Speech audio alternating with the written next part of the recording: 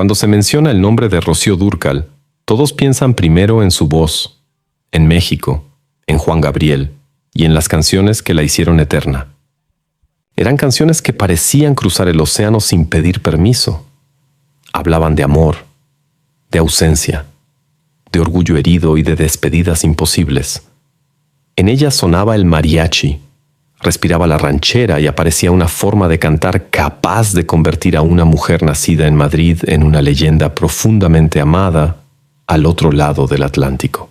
Para millones de personas, Rocío Dúrcal fue, y sigue siendo, la voz de Amor Eterno, Costumbres y La Gata bajo la lluvia. La española que México adoptó como suya. La artista que no necesitó haber nacido en América Latina para cantar como si cada palabra saliera de una herida compartida. Pero antes de todo eso, antes de las rancheras, de Juan Gabriel y de convertirse en una figura inmortal de la música, Rocío Dúrcal ya había conquistado otro territorio, el cine. Durante los años 60, aquella joven de mirada limpia, sonrisa luminosa y presencia natural, apareció en la pantalla española como una promesa difícil de ignorar. No era solamente una muchacha que cantaba bien. Tenía carisma, frescura y una imagen capaz de sostener películas enteras. Canción de juventud, Rocío de la Mancha, La chica del trébol, Tengo 17 años, Acompáñame y Amor en el aire fueron construyendo alrededor de ella una identidad clara, joven, musical, familiar, cercana, hecha para emocionar sin romper demasiado las reglas. El público la quería, los productores confiaban en ella, y dentro de la industria, muchos veían en Rocío una promesa con fuerza suficiente para crecer hasta convertirse en una de las grandes figuras del cine musical español. Entonces, ¿por qué no ocurrió? ¿Por qué una carrera cinematográfica que parecía destinada a seguir subiendo terminó apagándose de una forma tan extraña? ¿Rocío Dúrcal abandonó el cine por voluntad propia? ¿O hubo algo detrás de las cámaras que nunca se contó? ¿Hubo una presión invisible que la empujó lejos del cine y la obligó a buscar otro destino? ¿Alguien negoció el futuro de Rocío Dúrcal lejos de las cámaras como si su destino pudiera firmarse en un papel? Durante años, la respuesta pareció simple. Rocío dejó el cine para dedicarse a la música. Pero detrás de esa frase se escondía una historia más incómoda, más profunda y mucho más decisiva. Tal vez pudo ser reina del cine español, pero algo, en algún punto del camino, cambió la dirección de su vida. Esta es la historia de una actriz que parecía destinada a conquistar la pantalla. ¿Qué hizo que Rocío Dúrcal dejara atrás el cine? Rocío Dúrcal no nació siendo Rocío Dúrcal. El nombre con el que llegó al mundo fue María de los Ángeles de las Heras Ortiz. Nació el 4 de octubre de 1944, en Madrid, en una España todavía marcada por la posguerra, por la escasez, por la disciplina social y por una vida familiar donde el futuro no se soñaba en voz alta con demasiada facilidad. Su primera historia no tuvo cámaras, ni escenarios, ni discos de oro. Tuvo una casa, una familia, un barrio y un nombre largo, común, profundamente español. María creció en el barrio madrileño de Cuatro Caminos, una zona popular, trabajadora, lejos del brillo que, años después, acompañaría su figura. Allí, la vida no parecía hecha para fabricar leyendas. Las familias avanzaban con esfuerzo, los niños aprendían pronto a obedecer, y las oportunidades no solían tocar la puerta 2 veces. Su padre se llamaba Tomás de las Heras, su madre, María Ortiz. Ellos no pertenecían al mundo del espectáculo, ni venían de una familia artística preparada para lanzar a una hija hacia la fama. Eran parte de esa España corriente que valoraba la estabilidad, la educación, el trabajo y el respeto. En ese hogar, una niña podía cantar, podía llamar la atención por su gracia, podía emocionar a los suyos. Pero convertir ese talento en una carrera era otra cosa. María no fue hija única. Creció rodeada de hermanos: Jacinto, Carlos, María Antonia, a quien llamaban Cuca, Arturo y Susana. En una familia numerosa nadie ocupa el centro durante demasiado tiempo. El cariño se reparte, las obligaciones también, y cada niño aprende a encontrar su lugar entre voces, rutinas, pequeñas disputas y gestos de protección. Ese ambiente ayudó a formar su carácter. Según se ha contado, María era una niña tranquila. Pero esa tranquilidad no significaba debilidad. Podía parecer serena, incluso reservada, pero tenía voluntad propia. Si algo no le gustaba, si sentía que la estaban tratando de forma injusta, sabía mostrar su disgusto. No era una niña ruidosa por naturaleza, pero tampoco una presencia fácil de borrar. Esa mezcla sería clave en su vida. Dulzura por fuera, firmeza por dentro. Una imagen amable pero no vacía. Una voz suave, pero una personalidad capaz de resistir. Su educación también reflejaba el tiempo en que nació. Estudió en el Colegio del Sagrado Corazón de Jesús, en Chamartín de la Rosa, dentro de un ambiente religioso y disciplinado. Allí se enseñaba mucho más que materias escolares. Se enseñaba compostura, obediencia, discreción, control. Para una niña de aquella época, la forma de hablar, de moverse y de presentarse ante los demás tenía un peso enorme. España era entonces un país conservador, especialmente con las mujeres. La imagen femenina debía ser correcta, familiar, respetable. Una muchacha podía destacar pero sin romper demasiado las normas. Podía emocionar, pero no incomodar. Podía cantar, pero tenía que seguir pareciendo una hija que cualquier familia aceptaría en su casa. Ese contexto ayuda a entender por qué, años después, Rocío Dúrcal resultaría tan cercana para el público. Su imagen luminosa no apareció de la nada. Venía de una educación, de un entorno y de una forma de estar en el mundo que combinaban naturalidad, disciplina y una cierta inocencia social. Pero María no era solamente una niña bien educada. Desde pequeña mostró una sensibilidad especial para la música. Cantaba en el entorno familiar, en reuniones, en momentos cotidianos. Al principio no era una carrera, ni una estrategia, ni una promesa escrita. Era simplemente una inclinación natural. Una voz que llamaba la atención antes de que nadie supiera qué hacer con ella. En muchas casas una niña canta y los adultos sonríen. En la suya, aquella voz empezó a parecer algo más. Su abuelo también formó parte importante de ese primer mundo familiar. Trabajaba como conserje en la institución sindical La Paloma, un lugar vinculado a la vida práctica, al trabajo y a una España organizada por normas muy concretas. Durante un tiempo, la familia incluso estuvo relacionada con ese entorno. Más tarde también habría traslados, como el paso por Valencia, cerca de Nazaret, que sumó a la infancia de María la experiencia de cambiar de lugar y adaptarse. Nada en esos años anunciaba todavía una estrella internacional, pero ya estaban allí algunas piezas esenciales. Una familia numerosa, una educación estricta, una niña con talento, un carácter más fuerte de lo que parecía y una voz que empezaba a destacar dentro de la vida doméstica. María de los Ángeles de las Heras Ortiz aún no era Rocío Dúrcal. Todavía no existía el nombre artístico. Todavía no había películas. Todavía no había México. Pero dentro de aquella niña madrileña ya se estaban formando la disciplina, la dulzura, el orgullo y la necesidad silenciosa de ser escuchada. El mundo aún no la conocía. Su familia sí.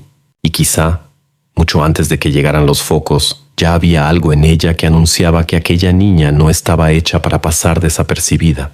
Antes de que el público conociera el nombre de Rocío Dúrcal, antes de que los focos la buscaran y antes de que una cámara aprendiera a seguir su rostro, aquella voz ya existía. No nació en un escenario, ni frente a una orquesta, ni bajo la mirada calculadora de un productor. Nació en casa, entre paredes sencillas, en medio de una familia numerosa donde cada sonido tenía que abrirse paso entre conversaciones. Pasos apresurados, órdenes, risas de hermanos y el ruido cotidiano de un Madrid que todavía cargaba las heridas de la posguerra. María de los Ángeles no parecía destinada, al principio, a romper ningún silencio. Era una niña de apariencia dulce, reservada, educada dentro de un mundo donde las niñas aprendían pronto a comportarse, a no llamar demasiado la atención, a obedecer antes que preguntar. Pero había algo en ella que no encajaba del todo con esa quietud. Cuando cantaba, aquella discreción desaparecía. No porque intentara imponerse, sino porque su voz tenía una forma extraña de llenar el espacio sin pedir permiso. En las casas humildes, el talento rara vez se anuncia con grandes palabras. No hay discursos solemnes ni promesas de gloria. A veces todo empieza con un comentario dicho en voz baja después de una comida, con un familiar que deja de hablar para escuchar mejor, con una madre que se queda unos segundos inmóvil mientras su hija tararea una melodía. Así comenzó a notarse que la pequeña María de los Ángeles tenía algo distinto. No era solo que afinara, no era solo que recordara las canciones. Era la manera en que las decía, como si cada nota llevara una emoción que todavía no sabía explicar. En aquella época la radio era mucho más que un aparato. Era una ventana. Entraba en las casas como una visita diaria. Traía voces lejanas, coplas, boleros, noticias, concursos, artistas que parecían vivir en otro mundo. Para una niña de barrio, escuchar la radio podía ser una forma de soñar sin abandonar la habitación. María de los Ángeles escuchaba, repetía, aprendía. Su memoria guardaba melodías con la naturalidad con la que otros niños guardaban juegos o nombres de calles. Y luego, casi sin darse cuenta, las devolvía con su propia voz. La familia empezó a comprender que aquello no era un simple pasatiempo infantil. Había niñas que cantaban porque les gustaba. Ella cantaba como si necesitara hacerlo. En las reuniones familiares, en los momentos de descanso, en esos pequeños espacios donde la vida parecía aflojar un poco su dureza, su voz aparecía. Al principio como una gracia, después como una sorpresa, y más tarde como una especie de señal. Los mayores podían sonreír, pero también se miraban entre ellos con una pregunta silenciosa. ¿Y si esa niña tuviera realmente un don? Uno de los impulsos más importantes vino del propio entorno familiar. Un abuelo, un pariente cercano, alguien con la sensibilidad suficiente para escuchar más allá de la ternura, percibió que aquella voz no debía quedarse encerrada entre cuatro paredes. No se trataba todavía de fama. No se hablaba de convertirse en estrella. En una familia trabajadora, los sueños demasiado grandes podían parecer una imprudencia. Pero cuando un talento insiste, incluso los adultos más prudentes empiezan a ceder un poco. Primero se permite cantar más, luego se la anima. Después se piensa que tal vez, solo tal vez, alguien fuera de la familia debería escucharla. Para María de los Ángeles cantar no era todavía una estrategia. No era un camino calculado para escapar de su origen. Era una forma de existir. La niña que podía parecer callada encontraba en la música un lugar donde su carácter se revelaba sin necesidad de discutir con nadie. Allí estaba su dulzura, pero también su fuerza. Allí estaba la obediencia aprendida, pero también una voluntad escondida. Cada canción era una pequeña puerta por la que salía una parte de ella que en la vida diaria permanecía contenida. España, sin embargo, no era un país fácil para una muchacha que quería ser escuchada. El destino de muchas jóvenes parecía escrito antes de que pudieran leerlo por completo. Familia, discreción, trabajo modesto, matrimonio, deber. La idea de presentarse ante desconocidos, de cantar en público, de exponerse a una mirada ajena, podía provocar ilusión y miedo al mismo tiempo. Pero la música ofrecía una grieta en ese muro. Las emisoras, los concursos, las funciones pequeñas, los espacios de aficionados. Todo eso formaba un circuito modesto, casi frágil, pero real. Para alguien sin apellido famoso ni protección poderosa, esas eran las primeras puertas posibles. Y María de los Ángeles empezó a acercarse a esas puertas. No lo hizo como una diva precoz, ni como una niña convencida de que el mundo la esperaba. Lo hizo con esa mezcla de timidez y determinación que marcaría muchas de sus decisiones futuras. Por fuera, seguía siendo la joven educada, correcta, de sonrisa suave. Por dentro, algo comenzaba a moverse con más fuerza. La voz que había nacido en casa ya no cabía del todo en la casa. Necesitaba aire. Necesitaba otros oídos. Necesitaba comprobar si aquella emoción que conmovía a los suyos podía tocar también a personas desconocidas. Ese fue el primer gran cambio. No ocurrió con un contrato ni con una portada, sino con una intuición familiar. La certeza de que aquella niña no cantaba como las demás. Mientras Madrid seguía su ritmo gris, mientras la vida cotidiana exigía prudencia y sacrificio, María de los Ángeles empezaba a entender que su voz podía abrirle un camino distinto. Todavía no existía Rocío Dúrcal. Todavía no había un nombre artístico, ni una imagen construida, ni un destino firmado frente a los ojos del público. Solo había una muchacha de barrio, una familia que empezaba a creer, una radio encendida y una voz que poco a poco dejaba de pertenecer únicamente al hogar. La próxima vez que esa voz saliera de casa ya no regresaría siendo exactamente la misma. Hay momentos que no parecen decisivos cuando empiezan. Una puerta que se abre, un nombre escrito en una lista. Una muchacha que espera su turno con el corazón demasiado despierto. Nadie sabe todavía que, detrás de ese instante aparentemente pequeño, puede estar escondida una vida entera. Para María de los Ángeles de las Heras Ortiz, ese momento llegó en 1959. Tenía apenas 15 años, una edad en la que muchas jóvenes de su entorno todavía estaban aprendiendo a obedecer los límites que la sociedad les había trazado. Pero ella llevaba dentro una voz que ya no podía quedarse encerrada en la casa familiar. Había cantado para los suyos, había sido escuchada por parientes, había empezado a comprender que la música podía ser algo más que un refugio íntimo. Entonces apareció una oportunidad. El programa Primer Aplauso. El título parecía sencillo, casi inocente, pero para una muchacha desconocida, aquel primer aplauso podía significar mucho más que unos segundos de reconocimiento.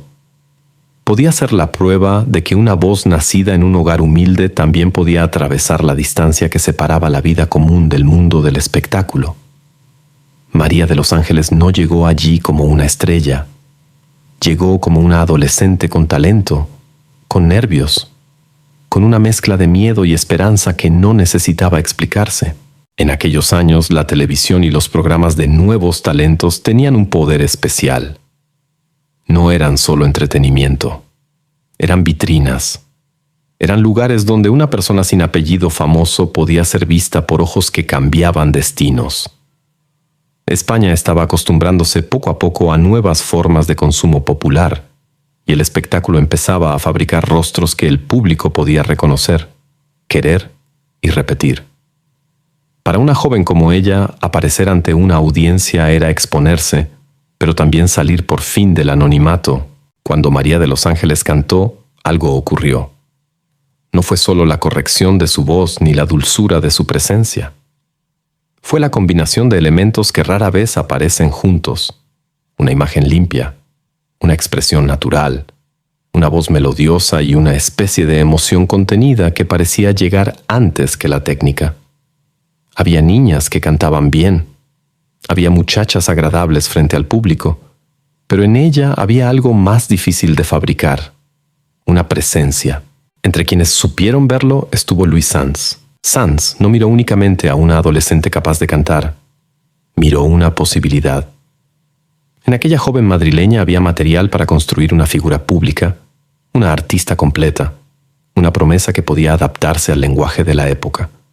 Música, juventud, simpatía, cine, familia, emoción. Luis Sanz entendió que aquel talento no debía quedar disperso. Había que formarlo, pulirlo, darle una dirección. Había que convertir a María de los Ángeles en alguien que el público pudiera recordar. Y ahí empezó una transformación silenciosa pero profunda, porque una estrella no nace solamente con una buena voz. también se inventa.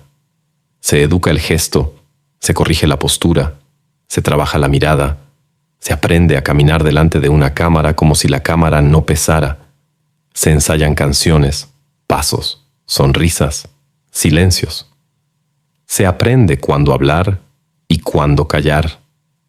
Se descubre que el talento natural puede abrir una puerta, pero que para permanecer del otro lado hace falta disciplina. María de los Ángeles empezó a ser preparada para un mundo exigente. Canto, baile, interpretación, presencia escénica. Todo debía ordenarse alrededor de una idea. Aquella muchacha tenía que dejar de ser solamente una voz prometedora y convertirse en una imagen capaz de sostener la atención del público. No bastaba con gustar una vez. Había que gustar muchas veces. Había que convertirse en costumbre, en ilusión, en nombre. Pero ese nombre todavía no existía. María de los Ángeles de las Heras Ortiz era su identidad verdadera, su raíz, la niña de Madrid, la hija de Tomás y María, la hermana dentro de una familia numerosa. Sin embargo, para el espectáculo hacía falta otra cosa, un nombre breve, luminoso, fácil de pronunciar, fácil de imprimir en carteles, fácil de recordar después de escuchar una canción. Un nombre que sonara a juventud, a frescura, a promesa. Así apareció Rocío. La palabra tenía algo limpio, casi matinal. Evocaba claridad, suavidad, un brillo delicado sobre las cosas. No era un nombre agresivo ni distante. Era cercano, femenino, dulce, pero con una fuerza poética inmediata. Rocío parecía hecho para una joven que debía entrar en el corazón del público sin provocar rechazo, sin romper demasiado los códigos de una España todavía conservadora. Faltaba el apellido artístico. La historia cuenta que Dúrcal fue elegido mirando un mapa tomado del nombre de un pueblo de Granada, y quizá precisamente por eso funcionó, porque tenía sonoridad, raíz española, un aire geográfico y musical al mismo tiempo. No parecía inventado en exceso, pero tampoco era común. Tenía la distancia justa entre lo real y lo artístico. María de los Ángeles dejaba de firmar con el nombre de su vida privada y empezaban a entrar en el territorio de una figura nueva. Rocío Dúrcal. 2 palabras. Un destino en construcción. A partir de ese momento, la muchacha comenzó a vivir una doble existencia. Por un lado, seguía siendo la hija de una familia madrileña, una adolescente que venía de un mundo sencillo, marcada por la educación, la disciplina y los límites de su tiempo. Por otro, empezaba a nacer una criatura pública, Rocío, la joven luminosa, la promesa que podía cantar, actuar, sonreír y emocionar sin parecer peligrosa para nadie. Esa fue una de las claves de su primera imagen. Rocío Dúrcal no irrumpió como una figura escandalosa. No llegó para desafiar de frente a la sociedad. Llegó como alguien a quien las familias podían aceptar. Una joven limpia, cercana, talentosa, con una dulzura que parecía confirmar los valores de la época. Pero debajo de esa imagen amable seguía existiendo la voluntad de María de los Ángeles, la niña callada que había descubierto que su voz podía abrirle una salida. El nacimiento de Rocío Dúrcal no fue solo un cambio de nombre, fue el inicio de una operación delicada, convertir una vida real en una imagen pública sin borrar del todo su verdad. Luis Sanz había encontrado una promesa, pero ahora esa promesa debía demostrar que podía sostenerse frente a un país entero. El primer aplauso ya había llegado. Lo que nadie sabía todavía era que ese aplauso no iba a quedarse en un estudio, ni en una anécdota juvenil, ni en el recuerdo de una adolescente descubierta por casualidad. Iba a crecer, iba a multiplicarse, iba a empujar a Rocío hacia un lugar mucho más grande que la canción familiar y mucho más peligroso que cualquier escenario pequeño, porque la voz que empezó en casa acababa de encontrar un nombre, y ese nombre estaba a punto de conquistar el cine español. Cuando Rocío Dúrcal llegó al cine, No lo hizo como una actriz cualquiera que buscaba un lugar entre muchas. Llegó con una imagen ya cuidadosamente preparada. La muchacha luminosa, la voz fresca, la joven que podía cantar sin perder la inocencia y mirar a la cámara sin provocar desconfianza. En una España todavía marcada por los códigos familiares, la moral vigilante y el gusto por los relatos claros, Rocío parecía encajar de forma casi perfecta. El cine español de aquellos años necesitaba rostros así. Necesitaba juventud, música, emoción sencilla, historias capaces de reunir a padres, madres e hijos frente a la pantalla. La industria sabía que el público quería soñar, pero también quería reconocer algo propio. Y Rocío Dúrcal ofrecía justamente eso, una fantasía aceptable, cercana, limpia, llena de canciones, sonrisas y una promesa de felicidad que no amenazaba el orden establecido. Su gran entrada llegó con Canción de Juventud. El título parecía escrito para ella. No solo presentaba una película, presentaba una idea. Rocío no aparecía únicamente como una intérprete joven, sino como el símbolo de una edad, de una frescura, de un tipo de esperanza que el público podía abrazar sin miedo. En la pantalla su presencia tenía algo espontáneo. Cantaba, se movía, sonreía, sufría lo justo y volvía a iluminar la escena. No parecía fabricada, aunque detrás hubiera trabajo, disciplina y dirección. Esa fue una de sus grandes virtudes, hacer que el esfuerzo pareciera natural. Después vinieron más películas, y con ellas una confirmación. Rocío de la Mancha, La chica del trébol. Tengo 17 años. Acompáñame. Amor en el aire. Buenos días, condesita. Cada título añadía una capa a la figura pública que se estaba construyendo. Rocío era joven pero no pasajera. Era dulce, pero no invisible. Era musical, pero no solo una voz. La cámara la quería porque su rostro comunicaba antes de hablar. El público la quería porque en ella encontraba una mezcla difícil: talento, ternura y cercanía. En aquellas películas, Rocío representaba a menudo un mundo donde los conflictos podían resolverse con una canción, donde la tristeza no destruía del todo la esperanza y donde la juventud tenía permiso para soñar siempre que no rompiera demasiado las reglas. Era un cine pensado para emocionar sin herir, para entretener sin incomodar, para convertir a sus protagonistas en figuras familiares. Y Rocío, con su mirada limpia y su voz reconocible, se convirtió en una presencia segura. Los productores lo entendieron pronto. Rocío Dúrcal funcionaba. Su nombre podía atraer espectadores. Su imagen podía vender una película. Su juventud no era un riesgo, sino una ventaja. En una industria que necesitaba rostros confiables, ella se volvió una apuesta sólida. No era simplemente una actriz que aparecía en musicales. Era una marca emocional. Cuando Rocío estaba en pantalla, el público sabía qué tipo de sentimiento iba a encontrar. Pero esa seguridad también escondía una trampa. Porque cuanto más la amaban en un tipo de papel, más difícil sería imaginarla fuera de él. Rocío era la chica buena, la joven adorable, la muchacha que cantaba con el corazón limpio. Esa imagen la elevó, pero también empezó a dibujar los límites de su futuro.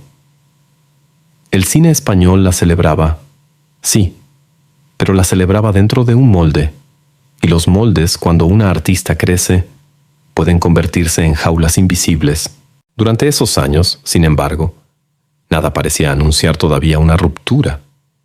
Todo indicaba que Rocío podía seguir avanzando. Tenía popularidad, presencia, voz, juventud y una conexión directa con el público. Muchos podían verla como una posible gran figura del cine musical español, una artista capaz de sostener películas, canciones y giras, una heredera natural de ese cine donde la música y la emoción se confundían con la vida misma. La pregunta entonces empieza a pesar más. Si Rocío Dúrcal tenía todo para triunfar en la pantalla, si el público la quería, si los productores confiaban en ella, Si su rostro ya formaba parte de la memoria sentimental de una generación, ¿por qué aquel camino no llegó hasta el final? ¿Por qué una joven que parecía destinada a convertirse en una reina del cine español terminó encontrando su eternidad lejos de la pantalla? La respuesta no está en un solo día ni en una sola decisión. Está en una suma de fuerzas. Está en la industria, en la imagen, en el paso del tiempo, en las expectativas del público y en la dificultad de dejar de ser la muchacha que todos habían aprendido a querer. Rocío había conquistado el cine español, pero esa conquista tenía un precio. Cuanto más perfecta era su imagen, más pesada se volvía. En la superficie, todo brillaba. Los carteles, las canciones, los estrenos, las sonrisas, el cariño popular. Pero detrás de esa luz empezaba a formarse una pregunta que nadie formulaba en voz alta. ¿Qué ocurriría cuando Rocío dejara de ser una adolescente luminosa y se convirtiera en una mujer adulta? El cine que la había recibido con los brazos abiertos tendría que decidir si estaba dispuesto a verla cambiar. Y Rocío, tarde o temprano, tendría que decidir si estaba dispuesta a seguir viviendo dentro de la imagen que otros habían construido para ella. El éxito puede parecer una bendición cuando llega temprano. Para Rocío Dúrcal, aquella primera etapa en el cine español tuvo el brillo de una promesa cumplida. Canciones, películas, aplausos, carteles, entrevistas, espectadores que repetían su nombre con cariño. Todo parecía avanzar en la dirección correcta. La muchacha descubierta casi por azar se había convertido en una presencia familiar para el público, una joven a la que se podía admirar sin sospecha, querer sin conflicto y recibir en casa como si formara parte de la familia. Pero esa clase de amor también puede convertirse en una forma de encierro. Rocío no era simplemente una actriz joven, era una imagen. Y una imagen, cuando funciona demasiado bien, empieza a pertenecer menos a la persona que la sostiene y más a quienes la consumen. El público no solo quería verla cantar, quería verla de una manera concreta. Quería la sonrisa limpia, la mirada dulce, la juventud sin heridas, la emoción sin escándalo. Quería a la muchacha que parecía representar todo lo que una España conservadora estaba dispuesta a aceptar de una estrella femenina. Talento, belleza, simpatía, obediencia visual y una inocencia que no incomodara a nadie. Ese fue el gran triunfo de Rocío, y también poco a poco su gran problema. Porque la juventud no se queda quieta. El rostro cambia, la voz madura, la mirada aprende cosas que antes no sabía. Una actriz que empieza siendo adolescente no puede seguir interpretando para siempre la misma luz. Tarde o temprano aparece otra necesidad, papeles más hondos, conflictos más adultos, personajes con grietas, silencios más difíciles, decisiones menos perfectas. El público crece con sus estrellas, pero no siempre acepta que sus estrellas crezcan. Ahí comenzó la tensión invisible. Rocío Dúrcal tenía todo para ser vista como una futura reina del cine español. No le faltaba presencia, ni talento, ni disciplina, ni conexión con los espectadores. Pero esa posible corona venía con condiciones. Para seguir reinando en aquel territorio, debía conservar una versión de sí misma que el público reconociera sin esfuerzo. Debía seguir siendo dulce, accesible, limpia, luminosa. Debía cambiar lo suficiente para no aburrir, pero nunca tanto como para alterar la fantasía que se había construido alrededor de ella. Esa es una de las trampas más crueles del espectáculo. Primero se le pide a una artista que sea única y después se le exige que no cambie. En la pantalla, Rocío había sido la joven amable de un cine musical hecho para emocionar sin romper. Su imagen estaba ligada a historias familiares, melodías pegadizas, conflictos moderados y finales capaces de devolver tranquilidad. No era una figura oscura ni peligrosa, no representaba una amenaza, y precisamente por eso funcionaba tan bien. En una época donde la mirada sobre las mujeres estaba llena de límites, Rocío parecía reunir todas las virtudes permitidas. Era bella sin resultar provocadora, alegre sin parecer rebelde, talentosa sin desafiar abiertamente la norma. Pero la mujer que vivía detrás de esa imagen no podía permanecer congelada. María de los Ángeles, la niña que había empezado cantando en casa, ya no era una adolescente.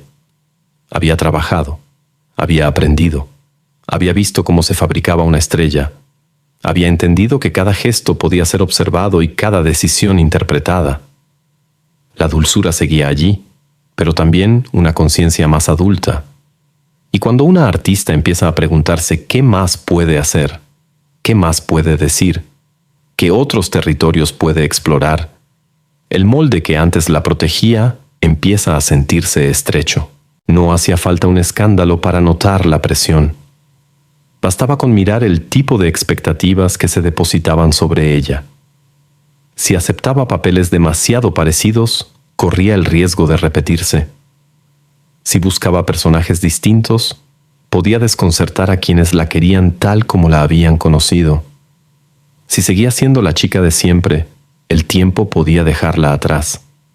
Si se atrevía a ser otra, podía perder una parte de ese público que la había convertido en mito juvenil. La corona invisible pesaba justamente por eso. No era una corona de oro ni de títulos oficiales. Era la suma de miradas, deseos, contratos, recuerdos y costumbres. Era el lugar que el público le había dado y del que no estaba claro si podía salir sin pagar un precio. Rocío había sido elevada por una imagen perfecta, pero la perfección, en el cine, suele tener fecha de caducidad. Lo que un día parece puro encanto, años después, puede convertirse en una obligación. Lo que un día abre puertas, más tarde puede cerrarlas. En ese punto, su carrera cinematográfica empezó a enfrentarse a una pregunta decisiva. ¿Cómo se transforma una estrella sin destruir el recuerdo que la hizo famosa? La industria no siempre sabe responder a esa pregunta. Muchas veces prefiere repetir lo que ya funcionó. Prefiere vender al público la misma emoción con otro título, la misma sonrisa con otra canción, el mismo rostro bajo una luz ligeramente distinta.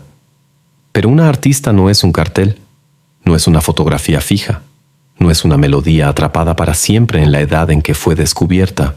Rocío necesitaba crecer. El cine necesitaba decidir si podía acompañarla. Y esa decisión no era sencilla, porque la España que la había aplaudido también estaba cambiando. Nuevos aires culturales empezaban a moverse, nuevas formas de mirar el cuerpo, la mujer, el deseo y la libertad aparecían en el horizonte. Lo que antes había sido aceptable comenzaba a parecer antiguo para algunos, pero demasiado arriesgado para otros. En medio de ese cambio, Rocío Dúrcal quedó situada en un lugar delicado, demasiado adulta para seguir siendo solo la muchacha inocente, demasiado asociada a la inocencia para ser recibida fácilmente como una mujer distinta. Entonces apareció la posibilidad de un giro. No era todavía una ruptura evidente. No era aún el final de nada, pero sí el comienzo de una grieta. Una oportunidad distinta empezó a acercarse a su vida artística. Una propuesta capaz de moverla lejos del territorio seguro donde el público la había colocado. Podía ser una salida, podía ser una liberación. También podía convertirse en una herida, porque cuando una estrella construida sobre la pureza intenta cruzar hacia una imagen más adulta, no solo cambia de papel, cambia la manera en que el mundo la mira, y Rocío estaba a punto de comprobarlo. Toda carrera tiene un instante en el que la imagen construida durante años se enfrenta a una prueba. A veces esa prueba llega como una decisión calculada, otras como una necesidad, y en ocasiones llega con la apariencia de una oportunidad, aunque después el tiempo la convierta en una herida difícil de explicar. Para Rocío Dúrcal, ese instante tuvo un título: Me siento extraña. La película apareció en 1977, en un momento en que España ya no era exactamente el país que había recibido a Rocío como la muchacha luminosa del cine musical. La sociedad estaba cambiando, el cine también buscaba otros lenguajes. y las historias empezaban a tocar territorios que antes habían permanecido fuera de la pantalla. El público se encontraba ante nuevas formas de mirar a los personajes, a las mujeres, al deseo, a la libertad y a las contradicciones de una época que dejaba atrás viejas restricciones. Pero Rocío venía de otro lugar. Durante años, su rostro había estado asociado a una inocencia casi familiar. Había sido la joven de sonrisa limpia, la voz que no incomodaba, la estrella que podía entrar en los hogares sin provocar rechazo. Su imagen había nacido dentro de un cine musical, sentimental, amable, pensado para un público que encontraba en ella una forma de ternura. Por eso, cuando apareció en una propuesta tan distinta, el contraste fue inevitable. Me siento extraña no era una película más dentro de su trayectoria. Representaba una ruptura con la Rocío que muchos espectadores creían conocer. El papel era más adulto, más arriesgado, más alejado de aquella joven que cantaba desde la pantalla como si la vida pudiera resolverse con una melodía. Aquí ya no se trataba de conservar una imagen juvenil, sino de entrar en una zona más ambigua, más incómoda, más difícil de encajar para quienes todavía la miraban como símbolo de pureza. Y ahí comenzó el problema. No necesariamente porque la película fuera un fracaso absoluto, ni porque una sola obra pudiera borrar todo lo que Rocío había construido. La vida artística rara vez cambia por una única causa, pero sí puede haber momentos que marcan una grieta. Y Me siento extraña fue, para muchos, una de esas grietas, un punto en el que la figura pública de Rocío Dúrcal dejó de encajar con facilidad en el lugar donde la industria y el público la habían colocado. La pregunta no era solo si Rocío podía interpretar un papel diferente. La pregunta era si el público estaba preparado para aceptarla fuera del molde que la había hecho famosa. La respuesta fue complicada. Cuando una artista cambia, no cambia sola. Cambia también la mirada de quienes la observan. Y en el caso de Rocío, esa mirada estaba cargada de recuerdos. Para muchos ella seguía siendo la adolescente de Canción de Juventud, la muchacha de los musicales, la joven cercana que parecía no pertenecer al conflicto. Verla en un registro más adulto significaba aceptar que aquella imagen había terminado. Y no todos estaban dispuestos a hacerlo. Con el paso del tiempo, la propia película quedó rodeada de una especie de sombra. Según se ha contado después, Bárbara Rey llegó a decir que este fue el único filme del que Rocío Dúrcal se arrepintió y que lo aceptó en un contexto de dificultades económicas.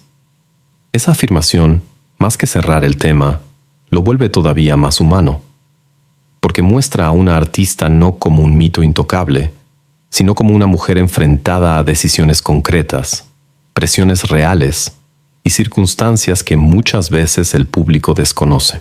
No siempre se elige desde la libertad absoluta.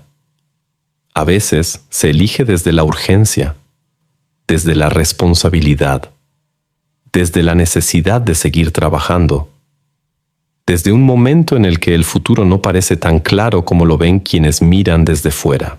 Por eso sería injusto decir que Me siento extraña destruyó a Rocío Dúrcal. Rocío era mucho más que una película, mucho más que un papel, mucho más que una etapa. Pero también sería ingenuo negar que aquella obra ocupó un lugar delicado en su historia. No la borró, no acabó con su talento, no apagó su voz, pero sí dejó expuesta una tensión que venía creciendo desde hacía tiempo. La distancia entre la artista adulta que Rocío podía ser y la imagen juvenil que muchos todavía querían conservar de ella.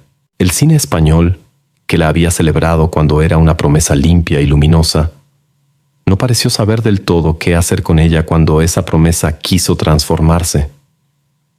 La industria podía aceptar a Rocío como estrella familiar, como cantante joven, como rostro amable, pero cuando apareció una Rocío distinta, más compleja, menos cómoda, el lugar que antes parecía reservado para ella empezó a volverse incierto. Y entonces el destino comenzó a moverse en otra dirección, porque mientras la pantalla española parecía estrecharse a su alrededor, otro territorio empezaba a abrirse.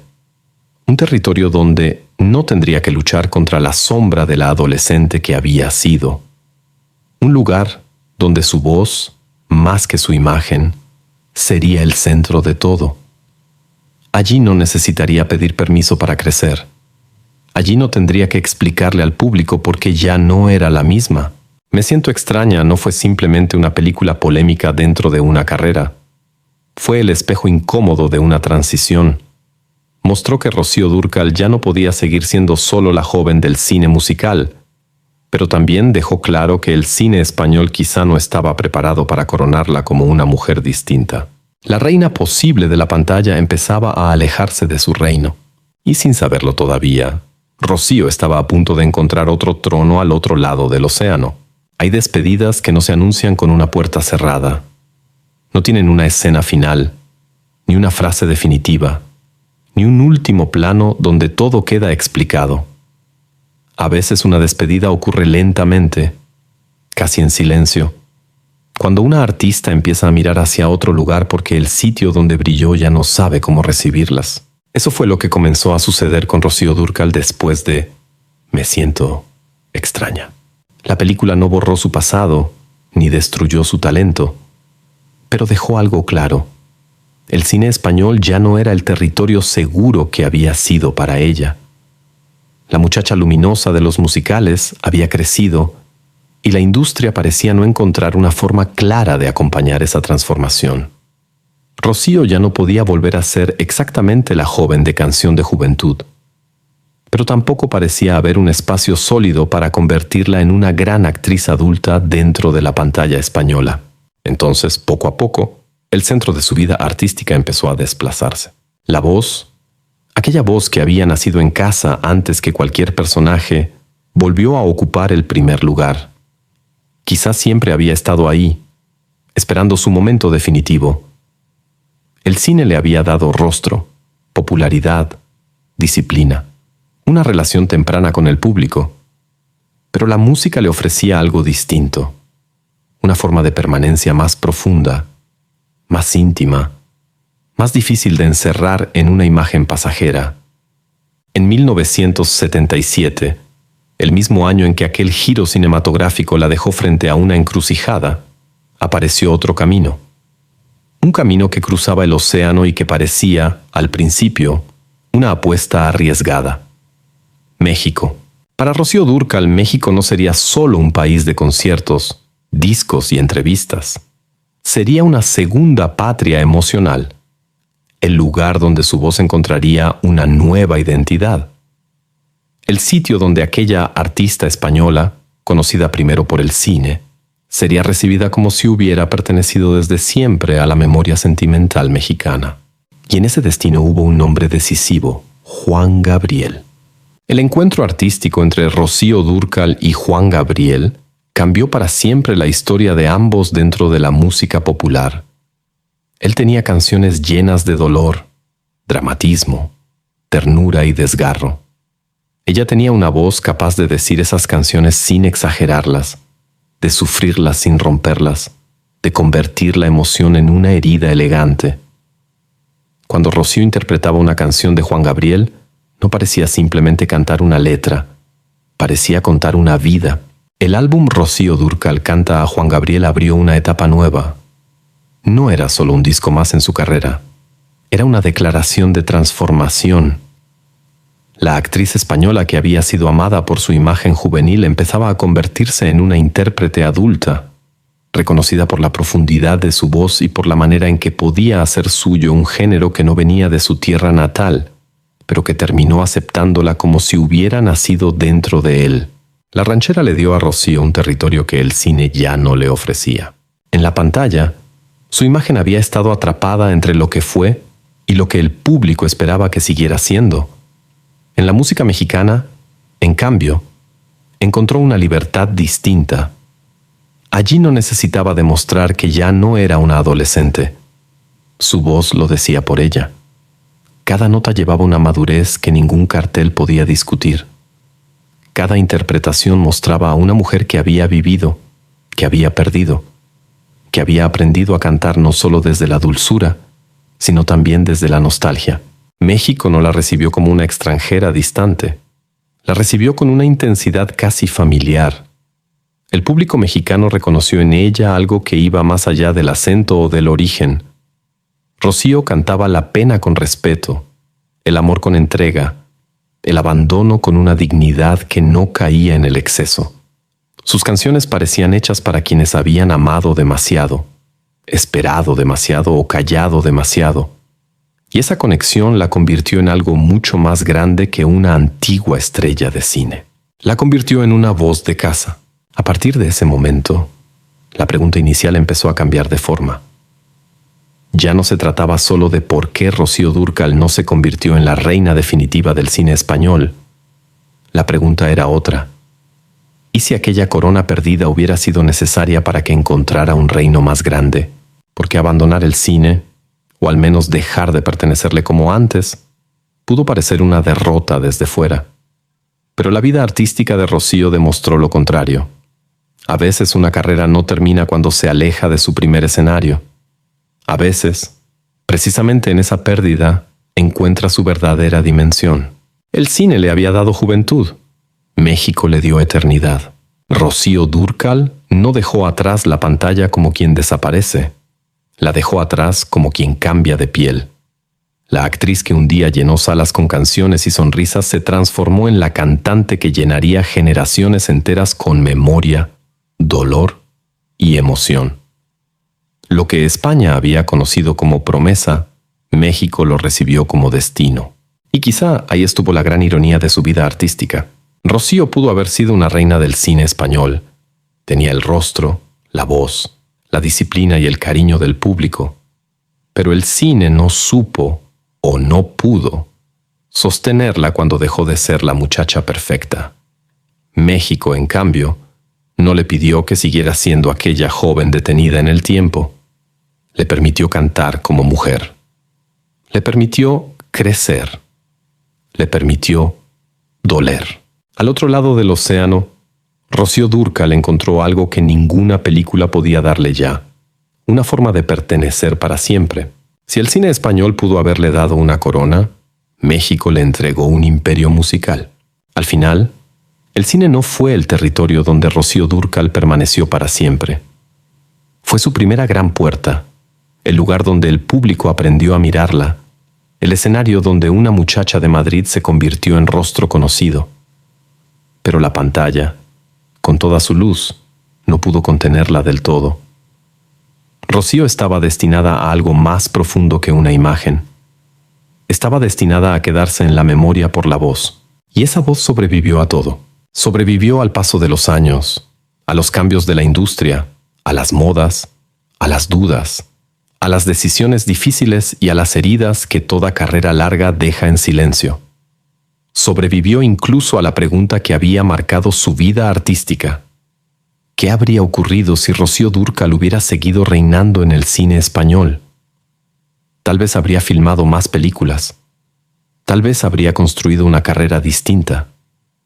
Tal vez su nombre estaría ligado sobre todo a la nostalgia de una época dorada de musicales y comedias familiares. Pero el destino eligió otra forma de eternidad. En México, Rocío encontró el lugar donde su voz podía crecer sin pedir permiso a la imagen de la joven que había sido. Allí, junto a las canciones de Juan Gabriel, se convirtió en una intérprete capaz de cruzar fronteras emocionales. No era solo una española cantando música mexicana. Era una mujer que parecía entender el dolor de otra tierra como si lo hubiera llevado dentro desde siempre. Por eso el público mexicano no la recibió como visitante, sino como parte de su propia memoria. Cada canción interpretada por Rocío tenía una cualidad difícil de explicar. No buscaba imponerse por fuerza.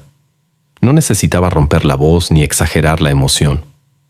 Su manera de cantar parecía contener una pena elegante, una nostalgia limpia, una forma de dolor que no suplicaba, pero tampoco se escondía.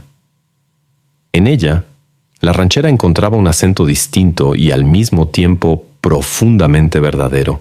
Su relación artística con Juan Gabriel fue una de las claves de esa transformación. Las canciones que él escribió y que ella llevó a su voz construyeron una alianza inolvidable. Sin embargo, Como ocurre con muchas historias intensas, también hubo distancia.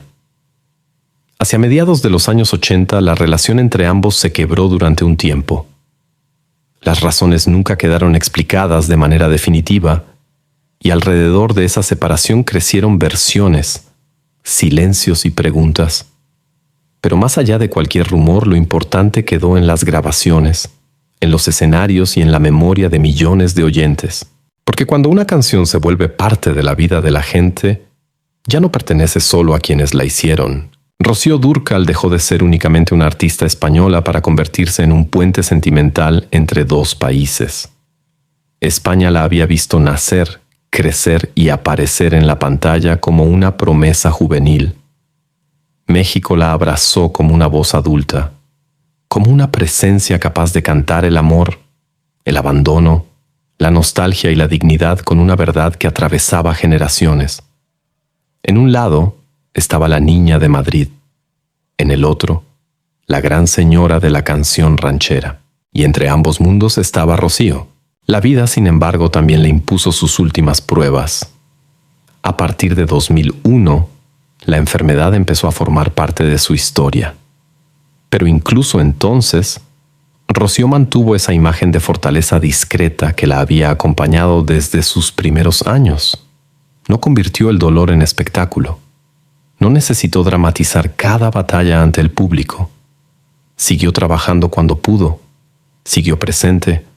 Siguió perteneciendo a quienes la escuchaban. En 2005 recibió el Latin Grammy a la excelencia musical, un reconocimiento que parecía cerrar un círculo. Aquella niña que había cantado en casa, aquella adolescente descubierta en un programa, aquella joven que conquistó el cine español, aquella mujer que cruzó el océano para encontrar un nuevo destino, recibía finalmente un homenaje a la altura de una vida entera dedicada a la música. No era solo un premio, era una confirmación. Rocío Dúrcal ya no pertenecía a una etapa, ni a una película, ni a una moda. Pertenecía a la historia. El 25 de marzo de 2006, Rocío Dúrcal murió en Torrelodones, Madrid, a los 61 años. La noticia golpeó a dos países como si ambos hubieran perdido a alguien propio. En España se iba María de los Ángeles, la hija de Madrid, la joven que un día había podido ser reina de su cine. En México se despedía Rocío, la voz adoptada, la intérprete que había hecho suyas canciones que ya no podían imaginarse sin ella. Después de su muerte, incluso sus cenizas parecieron contar la verdad más profunda de su destino. Una parte quedó en España. Otra parte viajó a México, a la Basílica de Guadalupe, como si ni siquiera en el final pudiera pertenecer a un solo lugar, como si su vida hubiera quedado dividida, no por una herida, sino por dos amores. Esa es la respuesta final a la pregunta que abrió esta historia. Rocío Dúrcal pudo haber sido la reina del cine español. Tenía el rostro, la juventud, la voz, la disciplina y el cariño del público. Pero una película, una época cambiante, una imagen demasiado perfecta y una industria incapaz de acompañar del todo su transformación desviaron aquel camino. Lo que parecía una pérdida terminó convirtiéndose en un destino más grande, porque Rocío no desapareció cuando se alejó de la pantalla. Al contrario, allí donde el cine dejó de saber cómo mirarla, la música encontró la forma de escucharla para siempre. La muchacha que pudo reinar en el cine terminó conquistando algo más difícil: la memoria emocional de millones de personas. Rocío Dúrcal pudo haber sido la reina del cine español, pero el destino la llevó hacia otra forma de eternidad: convertirse en la voz que unió a España y México, a dos patrias, dos recuerdos y millones de corazones.